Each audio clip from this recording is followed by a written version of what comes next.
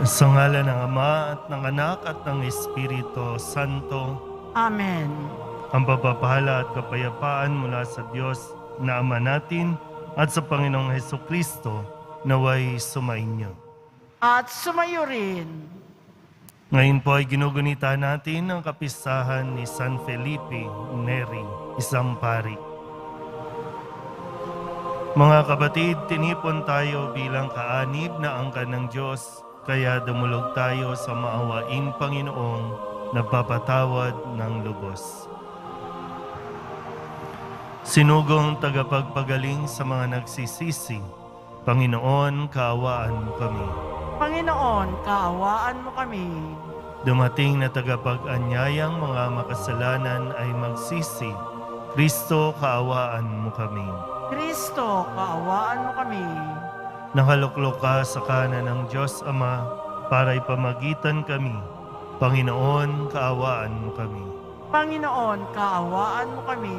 Kaawaan tayo na makapangyarihang Diyos, patawarin tayo sa ating mga kasalanan at patnubayan tayo sa buhay na walang hanggan. Amen. Manalangin tayo. Ama naming makapangyarihan, buong puso mong ipinagkaloob sa iyong mga matapat na lingkod ang kadakilaang maging banal na iyong ikinalulugot.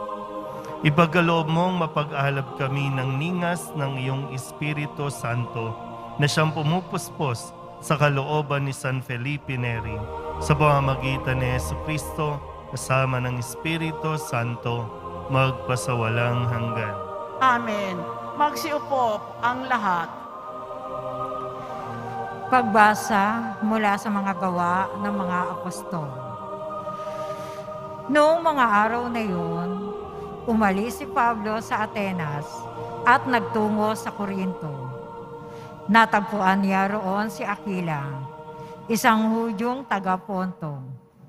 Kararating pa lamang nito mula sa Italia, kasama ang kanyang asawang si Priscilla. Umalis sila roon sapagkat pinalayas ni Claudio ang lahat ng Hudyo sa Roma. Nakipagkita sa kanila si Pablo at doon na nakitira sapagkat sila'y manggagawa ng tolda tulad niya. At siya'y tumulong sa kanila. Tuwing araw ng pamamahinga, nakikipagpaliwanagan siya sa sinagoga at sinikap niyang mahikayat sa pananampalataya ang lahat, maging Hudyo o Griego. Nang dumating sina Silas at Timoteo mula sa Macedonia, iniukol na ni Pablo ang buo niyang panahon sa pangangaral at pagpapatotoo sa mga Hudyo na si Jesus ang Kristo. Nang siya'y salungatin nila at laitin, pinagpag niya ang alikabok sa kanyang damit bilang babalas sa kanila. Sinabi niya, kasalanan na ninyo kung kayo'y mapahamak. Hindi ko nasagutin iyon. Mula ngayon tutungo ako sa mga hentil.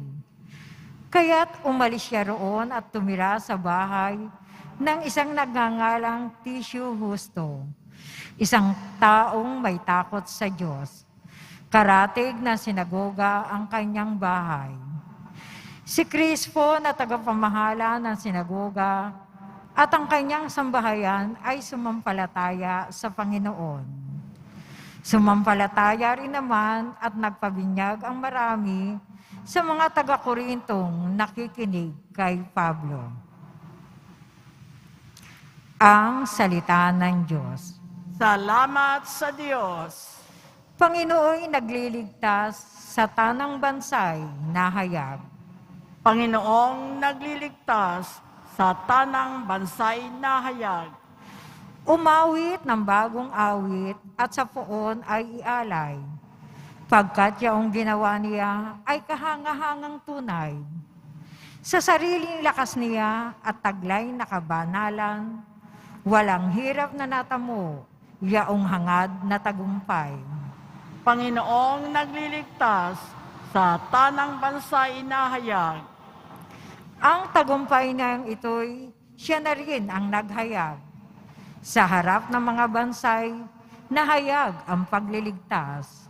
Ang pangako sa Israel, lubos niyang tinutupad. Panginoong nagliligtas, sa tanang bansa'y nahayag. Tapat siya sa kanila at ang pag-ibig ay wagas. Ang tagumpay ng ating Diyos kahit saan ay namalas. Magkaingay na may galak, yaong lahat sa daigdig. Ang poon ay buong galak, na purihin sa pag-awit. Panginoong nagliligtas, sa tanang bansa'y nahayag. Magsitayo na po ang lahat.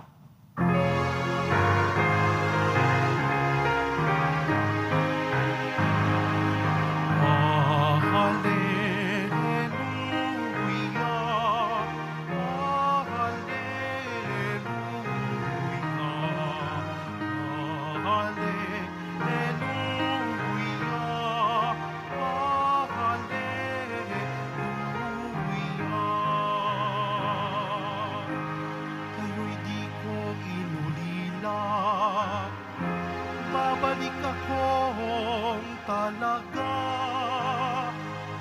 magdudulot ng ligaya.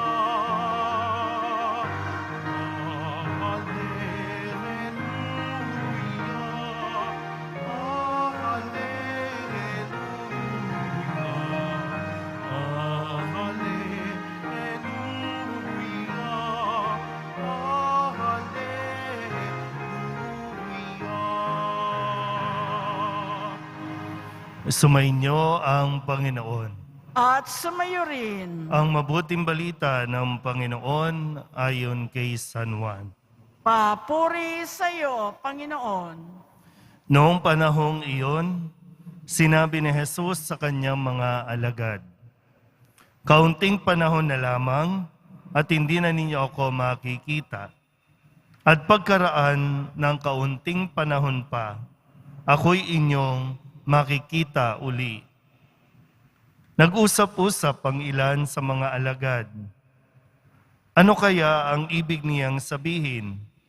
Bakit niya sinabing kaunting panahon na lang at hindi na natin siya makikita at pagkaraan ng kaunti pang panahon ay makikita uli? Sabi pa niya'y, sapagkat ako'y paroroon sa Ama. Ano kaya ang ibig sabihin ng kaunting panahon na lamang? Hindi natin maunawaan.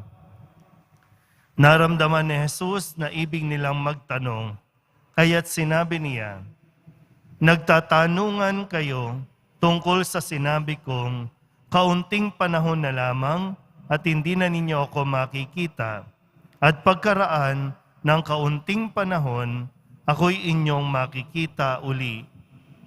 Sinasabi ko sa inyo, tatangis kayo at magdadalamhati, ngunit magagalak ang sanlibutan. Matitigib kayo ng kalungkutan, subalit ito'y magiging kagalakan." Ang mabuting balita ng Panginoon. Pinupuri ka namin, Panginoong Heso Kristo. Magsiyo po ang lahat. Isang magandang umaga po sa inyong lahat. Muli po sa konteksto ng ating pagninilay, 4 na araw na lang at si Kristo'y aakyat na sa langit. Tayo po ay nasa ika-6 na linggo ng Pasko ng pagkabuhay. Si Kristo'y namatay, muling nabuhay, at siya'y muling babalik pagdating ng panahon. So ito po yung nagiging tema ng ating po mga ebanghelyo. Ito yung mga pamamaalam o pagpapaalam ni Jesus, paghahabilin sa kanyang mga alagad. Na ngayon, narinig natin na sinabi ni Jesus, konting panahon na lang at hindi niya ako makikita. Mismong si Jesus ang nagpapaalala sa atin na walang sino man sa atin ang pwedeng mabuhay ng habang buhay dito sa mundo. Aalis at aalis tayo. kailangan natin harapin, kailangan natin tanggapin, at lalo't tigit, kailangan natin ihanda ang ating mga sarili at ang ating mga mahal sa buhay sa pag-alis natin dito. Ito yung isang bagay na ayaw natin pinag-uusapan, pero sa ayaw at sa gusto mo, matatapos ang iyong oras dito sa mundong ito. Minsan po, hindi makakabuti yung isipin mo na hindi ka dapat umalis kasi maraming umaasa sa iyo. O kaya naman yung inaalala mo na paano na sila kapag umalis ako? Paano na sila? O sabihin natin pag umalis, ano bang ibang term? Paano na sila kapag namatay na ako? Isa yan sa mga bagay na nagpumipigil sa atin na para bang tayo ang may control sa buhay natin. Yang katabi mo, isang araw, aalis yan. Yang katabi mo, isang araw, mawawala yan at kailangan niyang umalis. Kasi hanggat nandiyan yan, hindi ka matututo. Hanggat nandiyan yan na sumasandal sa iyo, hindi yan magmamature. Hindi yan matututong mag-handle ng responsibility. Kaya nga habang may panahon pa, turuan mo paano mabuhay kapag wala ka na. Kung paano maging mabuting tao kapag wala ka na. Kung paano sila magsumikap kapag wala ka na. Realidad po yan ng ating buhay. Sa pinagdaanan natin, hindi natin napigilan at sadyang hindi mo mapipigilan ang pag-alis ng tao sa mundong ito. Kapag ginusto na ng Diyos na bumalik ka na sa Kanya, aalis ka na. Maliban na lang talaga kung ayaw mong pumunta sa Diyos. Saan ka pupunta? Nawa po, sa pagkakataong ito ay mas mapagnilayan din natin. Yung ating mga panalangin, bahagi ba niyan ay yung sa iyong pag-alis, may natutunan ba at may naituro ka ba sa iyong mga iiwan para magpatuloy ng kanilang misyon? Bawat isa sa atin may purpose. Bawat isa sa atin ay mayroong dapat na gawin para sa ikararangal ng Poong Jesus Nazareno. Amen.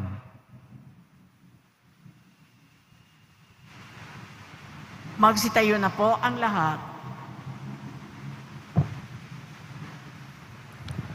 Mga kapatid, inihahandog sa atin ng Diyos ang kanyang lakas sa mga panahon ng pangangailangan. Idalangin natin na lagi tayong umasa sa Kanya. Ang ating pong itutugon, gawin mong kagalakan ang aming kalungkutan, O Panginoon. Gawin mong kagalakan ang aming kalungkutan, O Panginoon. Ang simbahan naway buong tapang na magpatotoo at walang takot na magpahayag ng mensahe ni Kristo sa mundo. Manalangin tayo. Gawin mong kagalakan ang aming kalungkutan, O Panginoon.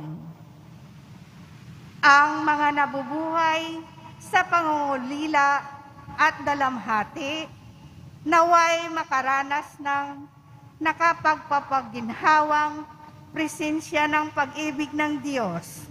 Manalangin tayo. Gawin mong kagalakan ang aming kalungkutan, O Panginoon. Ang mga nalulungkot o namimighati, naway makaunawa sa tunay na kalagahan ng kanilang buhay. Manalangin tayo. Gawin mong kagalakan ang aming kalungkutan, O Panginoon. Sa kanilang kahinaan, naway matuklasan ng mga may sakit at may kapansanan ang lakas ni Kristong muling nabuhay. Manalangin tayo. Gawin mong kagalakan ang aming kalungkutan, O Panginoon. Ang mga yumao ng tapat sa Panginoon, naway makatagpo ang manunubos na nagpakasakit para sa kanila. Manalangin tayo. Gawin mong kagalakan ang aming kalungkutan, O Panginoon. Idulog din natin sa Panginoon ang ating mga personal na kahilingan at mga panalangin para sa ating mga pamilya. Ganon din ang lahat ng mga misang pasasalamat, espesyal na intensyon at mga kaluluwa na inihiling na ipagdasal sa misang ito.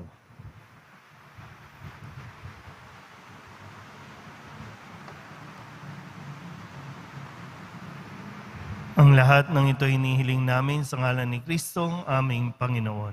Amen. Magsiyo po ang lahat.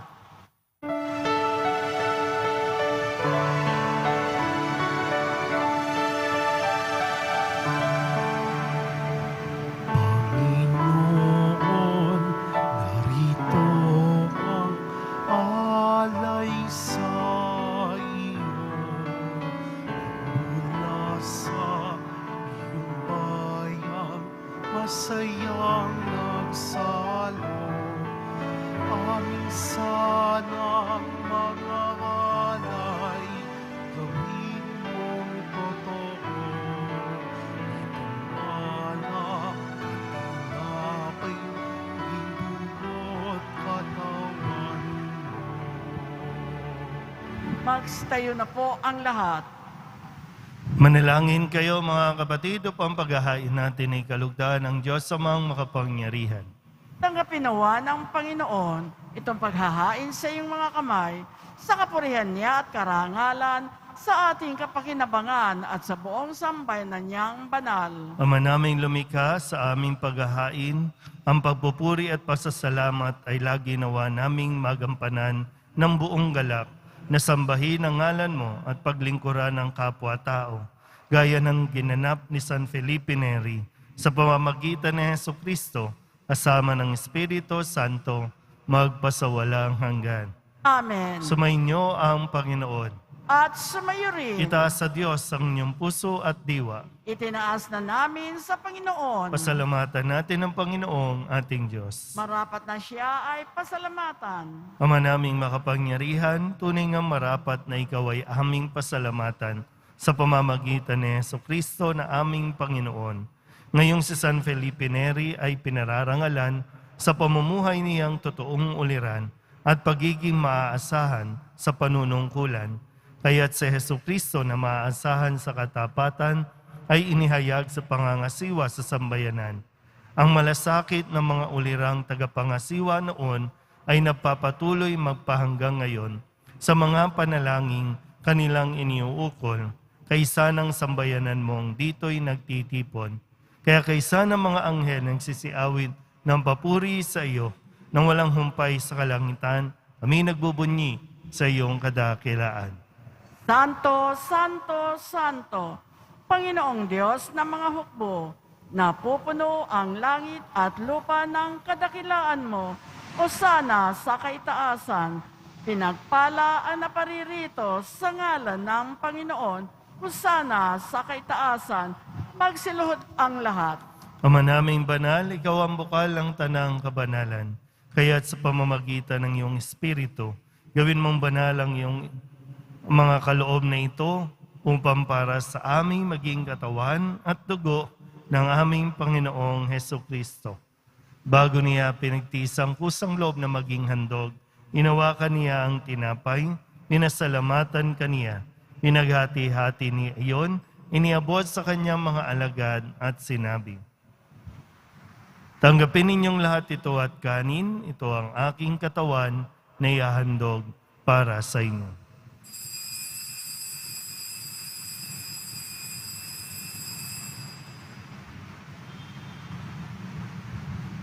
Gayun din naman ang matapos ang hapunan, hinawakan niya ang kalis, muli kaniyang pinasalamatan. Iniabot niya ang kalis sa kanyang mga alagad at sinabi, "Tanggapin ninyong lahat ito at inumin. Ito ang kalis ng aking dugo, ng bago at wala hanggang tipan. Ang aking dugo na ibubuhos para sa inyo at para sa lahat sa pagpapatawad ng mga kasalanan. Gawin ninyo ito sa pag-alaala sa akin."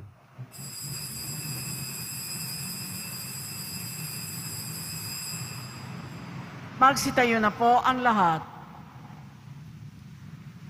Ipagbunyi natin ang misteryo ng pananampalataya. Si Kristo'y namatay, si Kristo'y nabuhay, si Kristo'y babalik sa wakas ng panahon. Ama, ginagawa namin ngayon ang pag-alaala sa pagkamatay at muling pagkabuhay ng iyong anak. Kaya tiniaalay namin sa iyo ang tinapay na nagbibigay buhay at ang kalis na nagkakaloob ng kaligtasan. Kami nagpapasalamat dahil kami iyong minarapat na tumayo sa harap mo para maglingkod sa iyo. Sinasama namin kami magsasalo-salo sa katawan at dugo ni Kristo ay mabuklod sa pagkakaisa sa pamamagitan ng Espiritu Santo. Ama, lingapin mo ang iyong simbahang laganap sa buong daigdig. Puspusin mo kami sa pag-ibig kaysa ni Francisco na aming Papa at ni Jose na aming Obispo at ng Tanang Kaparian. Alalahanin mo rin ang mga kapatid naming nahimlay na may pag-asang sila'y muling mabubuhay, gayon din ang lahat ng mga pumanaw. Kawaan mo sila at patuloyin sa iyong kaliwanagan. Kawaan mo at paginapating kaming lahat na makasalo sa iyong buhay na walang wakas. Kaysa ng mahal na Birhen Maria na Ina ng Diyos, ng kabiyak ng puso niyang sa San Jose, kaysa ng mga apostol at ng lahat ng mga banal na namuhay dito sa daigdig ng kalugod-lugod sa iyo, may pagdiwang nawa namin ng papupuri sa ikararangal mo sa pamamagitan ng iyong anak na aming Panginoong Hesukristo. Sa pamamagitan ni Kristo, kasama niya at sa Kanya, ang lahat ng parangal at papuri ay sa iyo, Diyos amang makapangyarihan, kasama ng Espiritu Santo, magpasawalang hanggan. Amen, amen, amen. Amen, hallelujah. Purihin ang Diyos, purihin ang Diyos. Amen, hallelujah. Amen, amen, amen. Amen, hallelujah.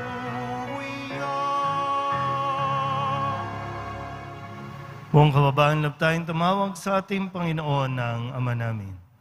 Ama namin, Sumasalangit ka, sambahin ang ngalan mo, mapasa amin ang kaharian mo, sundin ang loob mo dito sa lupa para nang sa langit.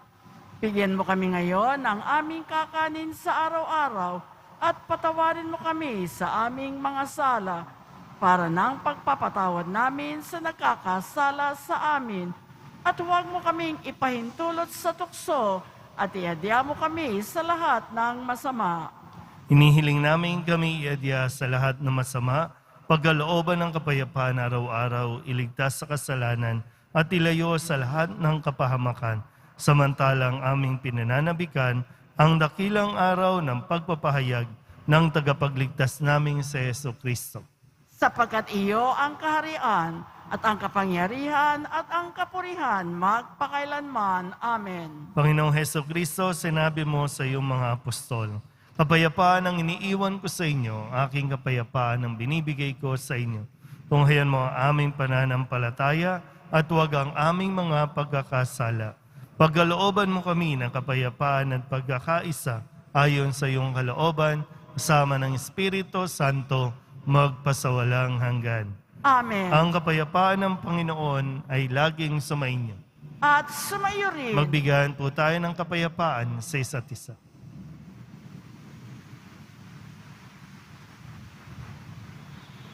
Kordero ng Diyos na nag-aalis ng mga kasalanan ng sanlibutan, maawa ka sa amin. Kordero ng Diyos na nag-aalis ng mga kasalanan ng sanlibutan, maawa ka sa amin. Kordero ng Diyos na nag-aalis ng mga kasalanan ng sanlibutan, ipagkaloob mo sa amin ang kapayapaan. Magsiluhod po ang lahat. Ito ang kordero ng Diyos. Ito ang nag-aalis ng kasalanan ng sanlibutan. Mapalad ang mga inaanyayahan sa kanyang piging. Panginoon, hindi ako karapat-dapat na magpatuloy sa iyo, ngunit sa isang salita mo lamang ay gagaling na ako. Katawan ni Kristo. Amen.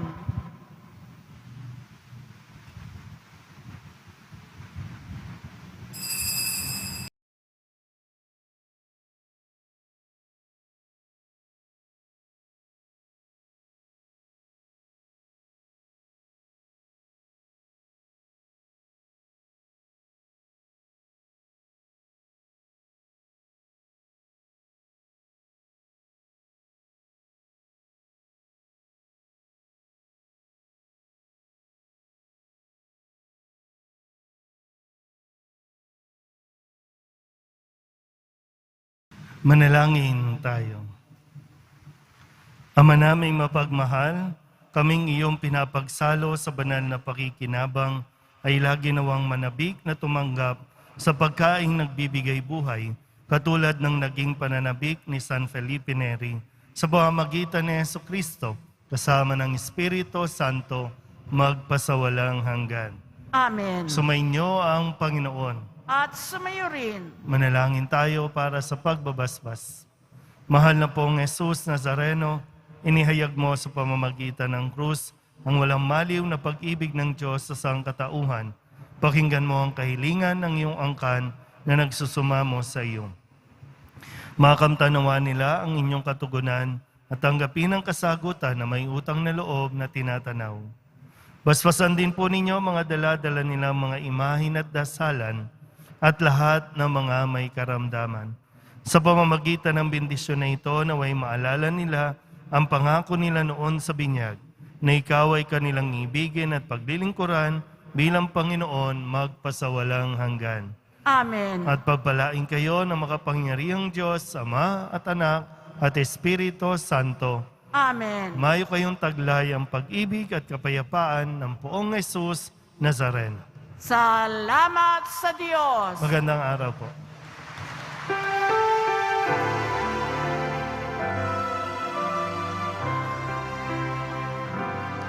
Nuestro Padre Jesus Nazareno, sinasamba ka namin. Pinipintuho ka namin.